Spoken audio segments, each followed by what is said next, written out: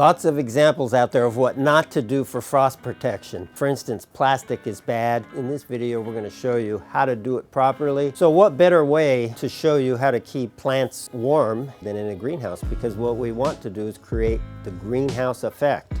And we can definitely do that in a greenhouse. That's where we are here today in Fresno, California. I'm John Valentino, president of John and Bob's. I'm a landscape architect, a landscape contractor.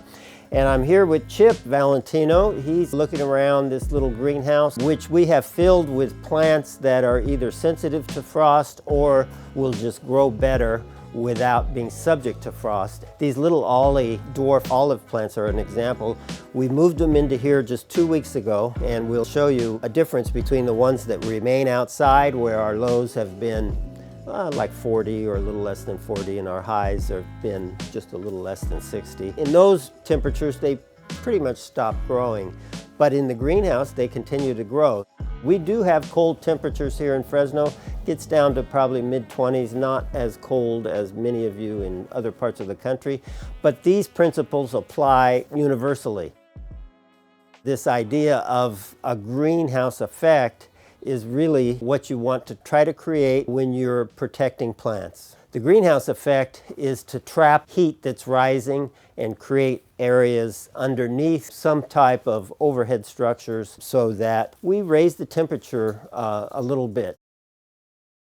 You see people making attempts at building little structures over their plants, and that's on the right track, but unless it's exactly the right fabric, you don't want those little structures to touch the leaves. With plastic touching leaves, you can actually burn the plant and do it rather quickly. And a lot of times I'll see plants that have been covered improperly and they look worse because they were covered with some material like plastic, or I've seen use of big plastic garbage bags. They just put the whole bag over the plant.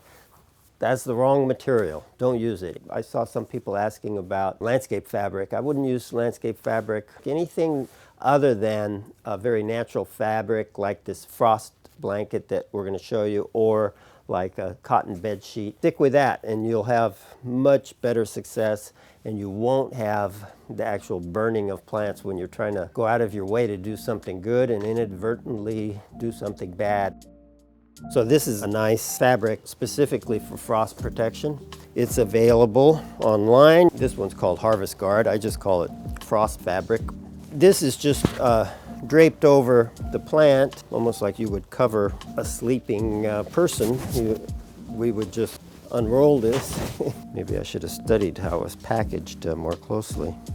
But anyhow, what we want to do is get this so that we can spread it out over the plant. You can spread it out over one plant or a bed of plants, and then you can keep it in place by tucking it. In the case of containers, you can tuck it under the container. But in your landscape, you could just set, a brick over it or something. Excuse me, Chip. Oh, Chip's gonna help. Oh, there he goes. Go ahead, Chip. And so we're creating a little greenhouse effect here.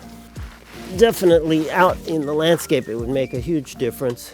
In a greenhouse, I'm not sure you really need landscape fabric. Yeah. Oh, Chip's trying to walk on it. If you're so inclined, I usually don't do this, but it says for added protection, secure the harvest guard to the ground every 6 to 8 feet using some kind of staple or stake or a brick or something. And I usually just use a single layer, but if you're expecting really cold weather, the double layer will help. Whoa! Shit. Is that comfy? Yeah, he thinks it's. Oh. Oh. Oh. Oh. Oh. Oh.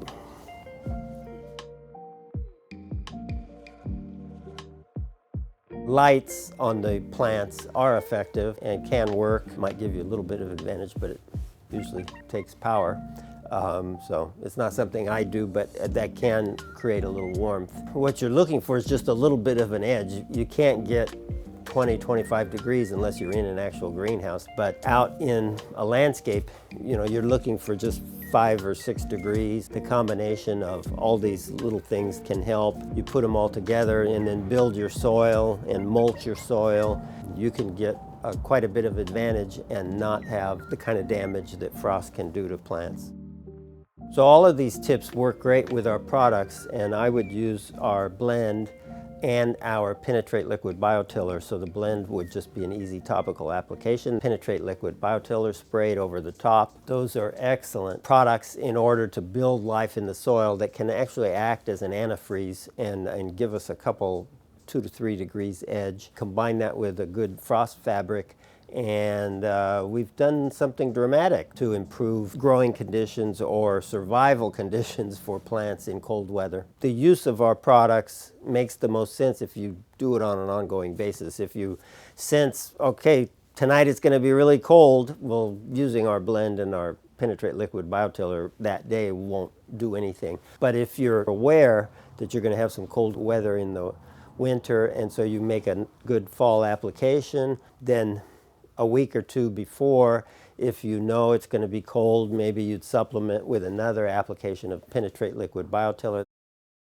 Another thing you can do, which is more costly and quite a bit of work, but maybe you would just use it selectively on prized plants, and this is more for parts of the country that aren't brutally cold, is you can use an anti-transpirant. Anti-transpirant sprayed a couple times during the winter will give you an advantage in terms of protection from cold, and you can look up anti-transpirants that are available online. It's a subject that's covered well online. I wouldn't use that as a mass approach. I would use that as a specific approach for a prized plant that shouldn't get as much frost as you think it's going to get.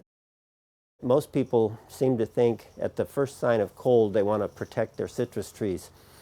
I'd rather leave them unprotected. Mostly citrus trees in home gardens are not, you don't depend on the crop for the revenue it's going to produce.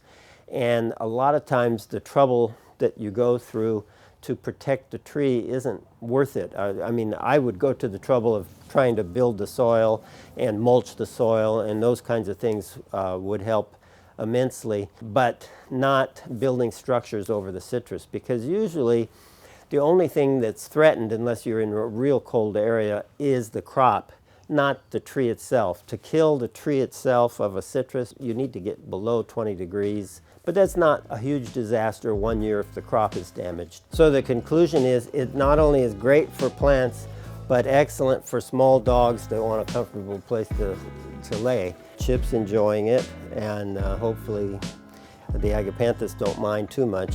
Hey, we're close to 30,000 subscribers, and we need to get there before the end of the year, so help us recruit people to subscribe. And if you enjoyed the video, let us know in the comments below, and we hope you have a great holiday season, and we will continue posting videos for you next week.